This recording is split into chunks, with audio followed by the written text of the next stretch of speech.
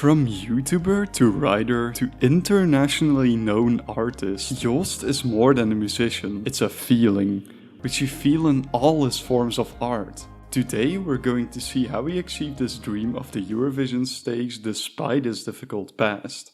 Yo gangsters, what Het is razend populair, hoor. Ja, dit is de M van marketing.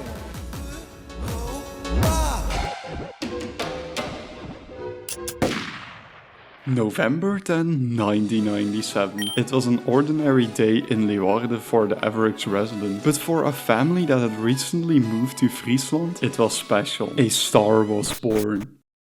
14 years after his brother and sister, Joost Klein came into the world. In the village of Friesenjung, he spent his early years of life. In school, he didn't do so well. When he started, he didn't have many friends, and he was a bit problematic. But he always had good grades. His free time was spent watching TV, gaming on the computer, and of course listening to music. From a very young age he was on the internet. He had accounts on Hives and MSN with his email Joost Little, so he translated his last name to English. He was already thinking on an international level. TV shows like De Wereld Draait Door he watched with his father. When the Eurovision Song Contest was on, Joost said that one day he'd be on that stage as well. His family laughed. That was one of the many dreams he had back then. He was also a fan of the football team Feyenoord, and specifically Dirk Kuyt, a football player who also played on the Dutch national team at the time. Joost was also very creative. He liked to draw and dance. But around 2008 he found another hobby. On the internet he often saw videos of Americans doing all kinds of cool things. Joost also wanted to be cool, so he decided to make videos for his own channel, Likobak 50. On August 29, 2008 he uploaded his first video ever, where he dances to Canadian Idiot by Al Yankovic. Besides dancing, he also made remixes of songs under the name DJ Sandwich Man, so this was the first music he ever released. He was so proud of these videos and he showed them to all his friends. But around this time, he and his family received very bad news. It was discovered that Joost's father had cancer. Although this was a very difficult period in his life, he does have some good memories from then. They went on another vacation. As his father had promised, they traveled to Disneyland, Florida, which Joost was very happy about. His father also wrote a book about his life under the pseudonym Sander van den Broek. Because he used to do refugee work, he knew some people from Afghanistan who could help him print it cheaply. He never sold any of the books, but he had written one, so he asked his son to write a book as well later in his life. After this, it wasn't going very well with Joost's mother. Her mental health had gone downhill, and she often fought with Joost. Eventually things improved between them, but just then she had suffered a cardiac arrest. Joost tried to deal with this through creativity. He wrote a lot of poems and started YouTube again. On September 16, 2010 he created a new account, EenhoornJoost. On this came mostly skits such as Coffee Leut, in which a ninja tries to save Joost from a poisonous coffee. Meneer Kaas, ik was deze lieve kijkertjes net aan het vertellen hoe deze koffie smaakte. Ja toch kijkertjes? At first, it was mostly his friends who watched, but that changed when he uploaded this video. This was a parody of a video from the Dutch animation channel Cut, in which this orange guy tries to touch his elbow with his chin. This video got quite a lot of views, but a lot of hate comments as well. Joost always knew how to make a good comeback though. Despite the negativity, he began to realize something positive, that people outside of his friend group and even outside of Friesland could see his videos. This opened a new world for him. He got to know people through YouTube and also auditioned for a group channel called Collab Dutch. Unfortunately, the Naam David was chosen instead as a new member. After this, Joost tried a different kind of medium, music. He created a character called MC Johan. It started with a documentary, but then he actually released music, starting with Zelda. This was followed by several more tracks, and eventually he also made a channel for MC Johan, on which he released the song Het leven is moeilijk. Leven is hard, kan er niks aan doen. Soms moet ik poepen in een oude schoen. Since he liked listening to hip-hop himself, it made sense he wanted to try it as well. Besides MC Johan, he made a lot of videos on random topics. His channel was not really growing though, but he didn't mind this that much. For him it was more about having fun and getting to know new people. That's why he auditioned for NLGameReviews, a group channel in which the members talked mostly about games, but they were also known for their series on The Kingdom, which was a very popular Minecraft roleplay server in Dutch-speaking countries at the time. Joost was first featured with the game Thoroughbred Tycoon, which received a lot of positive feedback. People wanted to see more of Joost and liked his eyebrows.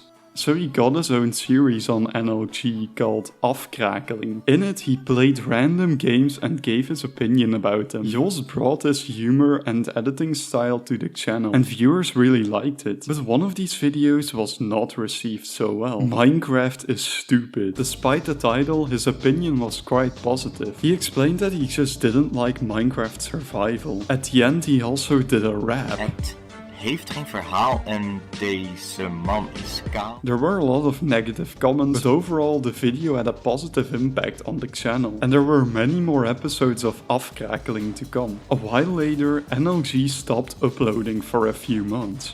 After which they announced a new beginning. Joost got a new series called which he would critique various games and movies. But after 2 episodes of this, the channel stopped completely.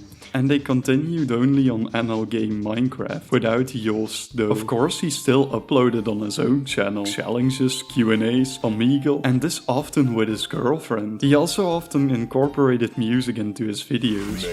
Aan die nominaties doe ik niet mee. As well as making full songs, such as about Dirk Kuyt, his daily routine, and the iPhone 6. Ik heb hem, de iPhone 6. Besides making songs, he also briefly had a side job at the 2014 Eurovision Song Contest. Since he was a fan, he thought it would be fun to be a bartender there. He also made a lot of videos together with a friend of his called Hieriswouter. With him and 2 more friends, Joost started a group channel called Bash. But unfortunately, not many videos came on it. Around this time, EenhoornJoost began to grow a bit more. Viewers liked his unique style and were interested in his life, which he shared a lot about, including his parents.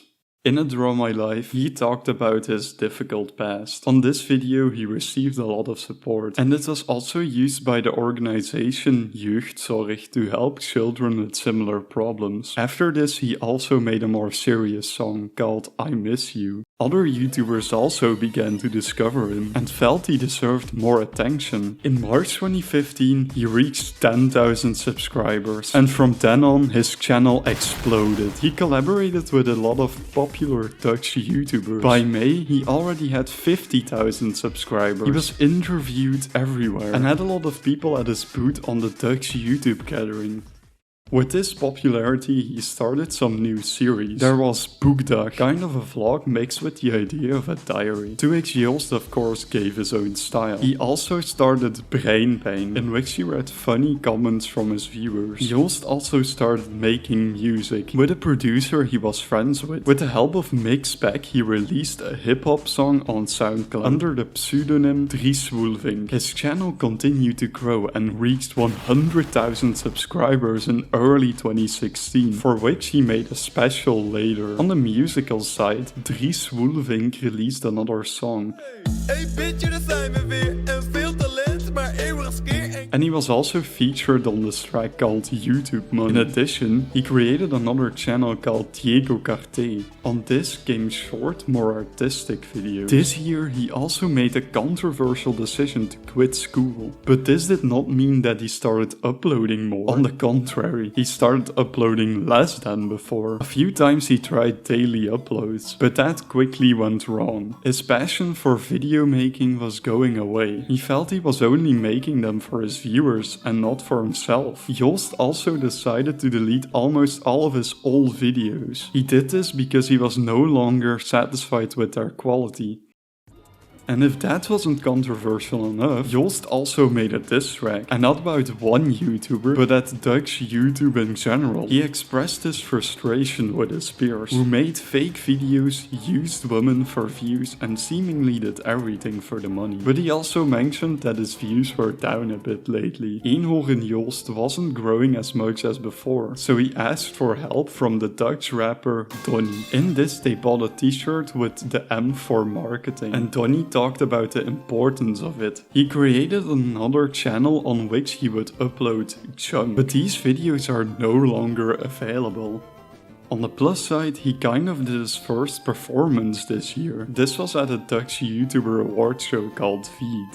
After this, Joost uploaded a vlog in which he and his friend Stuntkabouter went to Portugal for the movie Renesse. In this, he had a small role. He was actually only in the film for a few seconds, but at the end of the vlog, he teased a bigger project. His next video was a bit more emotional. This one is set in the village where Joost grew up. He read some of his poems and talked about what it's like to have no parents. He said his creative work helped him cope. At the end, he thanked everyone who has been there for him and will be there for him. After this, he made the occasional videos. In one of these, he makes a diss track on a viewer of his. Around this time, Joost was also evicted from his house. And since he didn't have a new place yet, he was Dakloos for a while. So he stayed overnight with the YouTuber Calvin. On November 5th, he released another track with Mix Spec, where they talk about November 10th at the end. And besides that being his birthday, he also released his first serious music with Clip.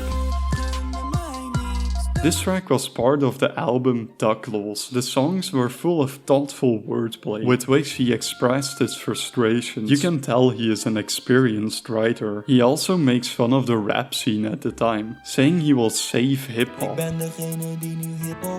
The album was received positively, but on the YouTube side, Joost wasn't doing much anymore. After another clip, he didn't upload anything for 3 months. On SoundCloud he did post another freestyle, but in March he came back with another Breinpein, in which he said he didn't really like YouTube that much anymore. His videos after this were a bit concerning though. Dronken met Donny had a sad tone. This was supposed to be the beginning of a new series, in which he would find his way to Fryslân, but there was never a sequel to this. He also showed his love for beer, but besides that he announced that he was working on a new mixtape. Joost released a few more singles, Jan Peter Balkenende and Feminist on the Block. And he was also featured on tracks by Veras and Tony. He also received an answer to a question he asked earlier. Yes, he was allowed to join the label Top Notch. Although this wasn't really a contract, still, the clips from his next album would be uploaded on Top Notch, which was Scandinavian Boy. The idea behind this name was that there is also a history of Vikings in Friesland. He experimented a bit with different genres such as gabber and also different languages. With the well thought out lyrics he talks about his difficult past. But what also stands out is that Dirk Kuyt is mentioned again. Together with Donny, Joost went on a tour in the Netherlands that same year, where he showed his new album to a large audience. With making videos, Joost wasn't Joost's priority anymore. He uploaded a behind the scenes of Scandinavian Boy, but he was clearly more busy with his music than YouTube. In 2018, he got to do a lot of performances, and of course he still released a lot of music. A parody of Vroom by Femke Louise, Meeuw along with Stefano Keizers, and the popular Ome Robert. The latter was a rather unique genre. It was kind of gabber, but also pop at the same time. You could call it gabber pop. The clips were featured on his own channel instead of Top Notch. Joost didn't like contracts very much. He just wanted to release his own music, which was going well for him. His creations became more and more popular. People liked his Dutch humor and style. Even his idol Dirk Kuyt now knew him. During the summer, Joost went to Stockholm with Donny for a new music video. This was of course for their next album and for marketing, which he had made entirely together with Donny, expressing their friendship. Donny gave Joost the nickname Parmesan, referring to his haircut, and Donny's nickname was Linkerbaan, because he always passed everyone on the highway. On the release date, they did a performance together at the Royal Theatre Carré in Amsterdam, a venue where few hip-hop artists have performed before. This year Joost also got one of the biggest opportunities of his life. He got a call from a certain person who was very impressed with Joost's performance in Bitterzoet, Amsterdam. It was the boss of the festival Lowlands, who invited him to perform on the big stage. Before this he had performed at big festivals like Paaspop, but never on such a big stage.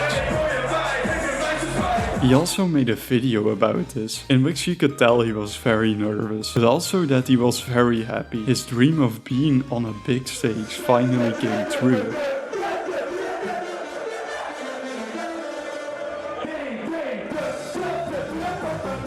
Since Joost left Top Notch, he decided to start his own label, Albino Sports, named after the fact that his friends called him Albino. With his brother now as manager, it was time for a big project, but in the meantime he still did a lot of performances, including the first time in Belgium. Under his new label he also released several more singles, including Chubby, produced by Tantu Beats instead of Mixpack this time, and Hieriswouter, a Russian hard bass inspired song. He got in touch with the musician Brunson as well, the first candidate for Albino Sports. But besides music, Joost also dove into a new medium, something completely different from what he already released up to that point. A book called Albino, de wedernoodzaak van de herbezinning op de vraag naar de mens. It's actually a novel about a complicated relationship between two men with the same name, but at the same time a cookbook for students with wealthy parents. Or no, it is rather a history book about the invention of the highway. Either way, it was a wonderful book. In early 2019, it was time for his so-called debut album. The first album under his new label was given the same name as his book, Albino. Ik heb een tussenjaar en wil mezelf ontdekken. Of course, it was full of different genres. Even metal appeared in it this time. His creations became even more famous, so he was booked for a lot of festivals this year. This even brought him into contact with internationally known artists such as Young Gravy. With him being so busy, Joost had quite a hard time, but he was happy that he could bring his thoughts to life, have fun with his friends and finally be on a big stage.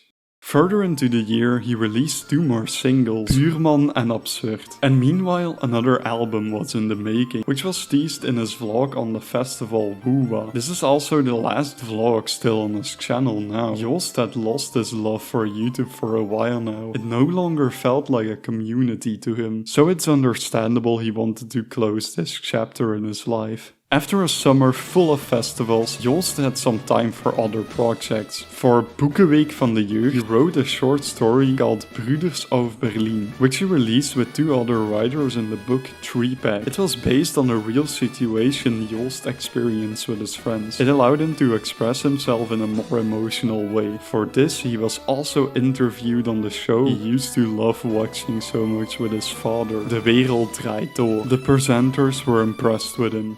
The now successful musician and writer released another album, 1983. Joost already had a large audience that loved his music, he just wasn't on the radio yet. But the Belgian radio station Studio Brussel put a stop to that. They came to Joost and have been playing his music regularly ever since. Because he already performed at a lot of Belgian festivals, it is only natural that a love for Belgium was born. He started 2020 with a somewhat calmer song, Mayo No Fries. He did this together with Canadian rapper Baby No Money. They were supposed to shoot a clip for the song, but he couldn't because of quarantine, so they made it in RuneScape instead. Shortly after this, a new album came out, for which he made a special release video with a skit. This also featured internet celebrity Abson, who motivated Joost to make more music again. Despite this, things were quiet for a while. Because of the pandemic, festivals were cancelled, and it was also harder for Joost to make music. He did get in touch with Walter from the Kreuners, a Belgian band that used to be very popular. Together they made a new version of Ik Wil Je. The next year was promising. He was booked for many festivals and released another album in collaboration with Brunson, Albino Sports Volume 1. He also made a song in collaboration with Studio Brussel. Eventually it turned out that festivals unfortunately could not take place due to the lockdown, and it took a while before Joost released anything else. In November 2021, he was back with 2 songs that had quite sad lyrics. After this, we had to wait quite some time for his new song. He did do a few collabs, such as the song Jackass with Russian artist CMH, but finally he released one of his best known songs, Wachtmuziek. Currently, it has 9 million streams on Spotify and 2 million views on YouTube.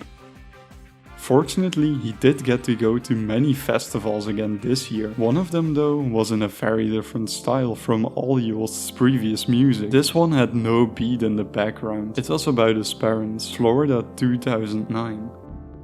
After a busy summer, he released another album, which was full of variety. From hip-hop to country music, it was really a roller coaster of emotions. One of the songs, Fryslân also became known on TikTok for a while, and won Frisian Song of the Year. After this release, he did a lot of collaborations with other artists, such as Vieze Asbak, Russian Village Boys, and Gladde Paling. These were all more gabber pop songs again. Joost was now popular all over the Netherlands and Belgium. He had built up a large fan base who were always ready to listen to his songs, but this fan base was about to get much bigger. Thanks to Young Gravy, Joost was able to perform once in Berlin, which allowed him to meet German rapper She Agu. While he was googling stuff about Friesland, he learned about the existence of Ostfriesland, a region in Germany. That's also how he discovered comedian Otto Waalkes and his song Friesenjung. So She Agu and Joost decided to make a new version of this. Before the release they did a big promo on TikTok, on which they got millions of views. And on May 26, they released it. And it was an instant hit. After a week, the song already had 5 million streams on Spotify, after which it was #1 on Germany's chart for a long time. From then, Joost did lots of performances all over Germany, Austria and Switzerland, which made him realize something. Ik maak Songfestival muziek. Dit is...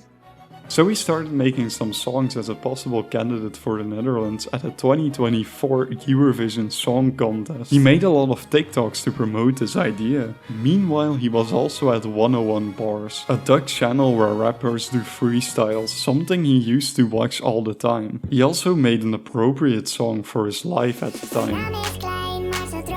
This year, Joost also got to participate in the Slimste Mens, a popular show in Belgium. He lasted for 2 episodes and entertained the audience. His friends were in the audience as well, and they had to say this. Hij gaat meedoen aan het Eurovisie Songfestival voor Nederland volgend jaar. There was a lot of hype around the idea that Joost might go to Eurovision. He kept teasing it at his festivals. The radio station 3FM even started a petition for Joost to participate. And on December 11, the results came in. Joost was allowed to represent the Netherlands at the Eurovision Song Contest of 2024. He was immediately interviewed everywhere. Everyone wanted to know about his entry. He described it as a typically Dutch and nostalgic song. Ik ben blij dat ik Nederland mag vertegenwoordigen. Het is niet meer ik voor, maar wij voor. He celebrated with a freestyle he posted on his socials. For a few months, he teased it on TikTok and his performances. And his fans were curious about the song. And on February 29, 2024, the song he had worked on the longest so far, with much thought put into every line, every visual, with the help of his main producer Tantu Beats and the happy hardcore king Paul Elston. His dream of being on that stage were not so ridiculous after all. His song that simultaneously brings out the Dutch culture and his sadness in a beautiful way is clearly the most popular in the Eurovision catalog. It seemed like he had a pretty big chance to win. And after a bunch of practice, on May 9, 2024, he got to be on that stage. And of course, he qualified for the finals. His dream was coming true. But then some things happened.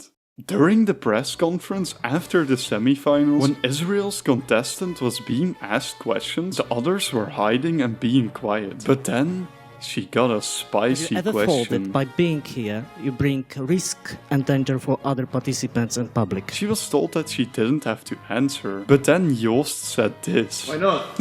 But that wasn't all. Joost didn't want to be recorded after his performances because of his emotional ending. After the semi-finals, he kept getting recorded without permission. Joost constantly asked him to stop filming, so he made some threatening movement to a camera woman. Supposedly he pushed her camera away. A seemingly small incident which made the EBU decide to rob Joost of his dreams. This was too far for your zero tolerance policy. This little conflict disqualified Joost from Eurovision 2024. His big dream of the big stage was taken from him, and he lost a big opportunity. But in a way, he won.